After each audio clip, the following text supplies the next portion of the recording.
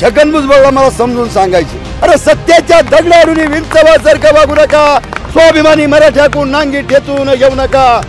अरे तुमच्या यलगार मेळाव्यात मी तपासलाय, त्या यलगार मेळाव्यामध्ये अरे काय तुमचा नंगा नाच चाललेला आहे. अरे 10-20% पोरांना तुम्ही त्या ठिकाणी दारू पाजून त्या ठिकाणी आणून सोडली होती. अरे एक योग बहादर माझ्या अंगावर पेलेल्या अवस्थेत जो मराठी बोलतोय ना हा मराठा आहे.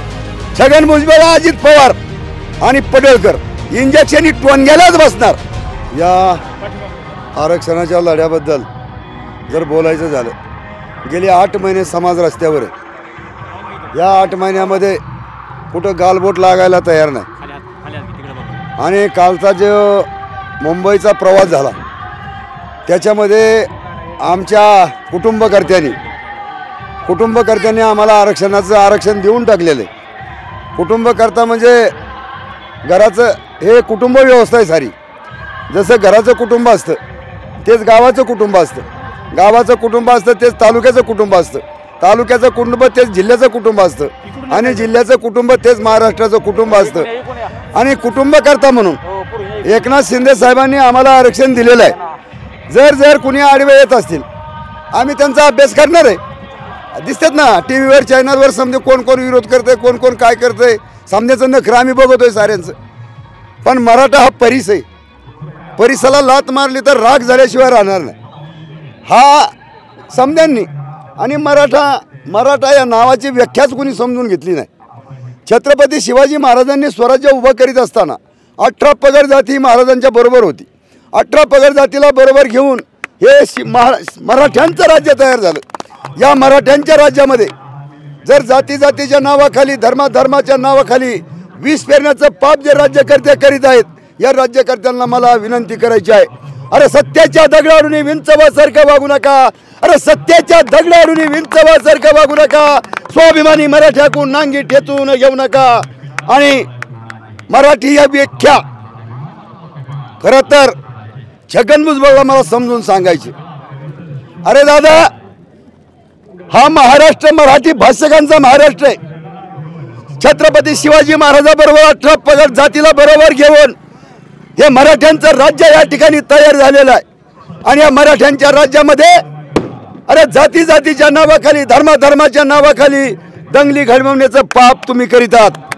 एक लक्षात ठेवा छगन भुजबळ, अरे तुमच्या यलगार मेळाव्यात मी तपासलाय, त्या यलगार मेळाव्यामध्ये अरे एकच मराठा होता आणि तुमचा समजा तपास मी त्या ठिकाणी घेतलेला आहे.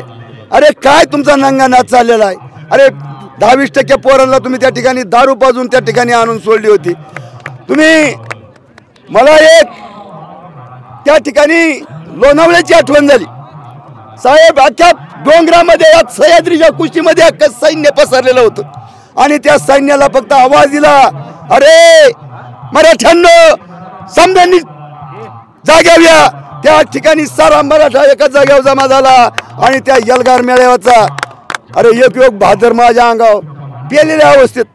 पण त्यांच्या एका गाडीला त्यांचं 10 गाडी आवरायला होतं. समाज माझा आहे, धनगर समाज माझा आहे, माळी समाज माझा आहे. छगन भुजबळ कोण आहे मला माहित नाही, पण जो मराठी बोलतोय ना हा मराठा आहे. आणि उद्या तुम्हाला मी त्या दिवशी बी सांगितलंय साहेब, एक 5 मिनिटं आपल्याला त्याच्या सभेत जायला चान्स द्या, मी परवानगी काढून जाणार आहे. 3 माणसं आहेत, छगन भुजबळ, अजित पवार आणि पडळकर. आपल्याला कुणासंग भांडायचं नाही, परंतु आता इंजेक्शन पखालीला देणं बंद झालंय. इंजेक्शन ही टोनग्यालाच बसणार. पठार कोण आणि टोनग्या कोण? पखाल म्हणजे आपण एखाद्याकडे कागद देतो, समजा हे ज्यांच्याकडे कागद द्यायचा ह्यांनी त्यांच्याकडे नेऊन द्यायचा, मग तिथून पुढे आमचा निर्णय व्हायचा. ते आता बंद झालेलं आहे. इंजेक्शन ही टोनग्यालाच बसणार. मी तुम्हाला कायम सांगतोय की मी लय मोठं वजन घेणारा माणूस नाही, परंतु एक लक्षात ठेवायचं, आम्ही ज्याच्यापाशी काम आहे, जो महाराष्ट्राचा मुख्यमंत्री, जसा शिवाजी महाराज हा महाराष्ट्राचा बाप आमच्या समद्यांचा, तसा महाराष्ट्राचा मुख्यमंत्री म्हणून, कुटुंबकर्ता म्हणून ही जबाबदारी एकनाथ शिंदेची. आणि जोपर्यंत एकनाथ शिंदेंनी आरक्षण आम्हाला दिलेलं आहे आणि जे कोणी त्यांना अडवत असतील, या महाराष्ट्रातला जो कोणी त्यांना अडवत असेल तो कोणत्या जातीचा हे आम्ही कधीच पाहिलं नाही मराठ्यांनी. मराठ्यांनी जात कधीच पाहिली नाही. जात हा अपघात आहे. माणूस हे जात आहे, माणूस की हा त्याचा धर्म आहे. याच्या पलीकडे तुम्हाला सांगतो काही सुद्धा नाही. आज हा भांडण मिटणार आहे, पण भांडण कोर्टपर्यंत मिटणार नाही. जोपर्यंत माझ्यासारखा माणूस त्यांच्या स्टेजवर जात नाही तोपर्यंत ही भांडणं मिटणार नाहीत. आणि जोपर्यंत तुम्हाला सांगतो त्यांच्या कोटल्या बी पट्ट्याच्या स्टेजवर उभा करा, एक 5 मिनिटामध्ये तुम्हाला सांगतो महाराष्ट्राची आखी भांडणं मिटून टाकतो. भांडणच नाहीत. पण फक्त काय झालंय, ही नगडी या कमीला समजून सांगा ना, याला ना डॉक्टर कसली पाहिजे बरं का.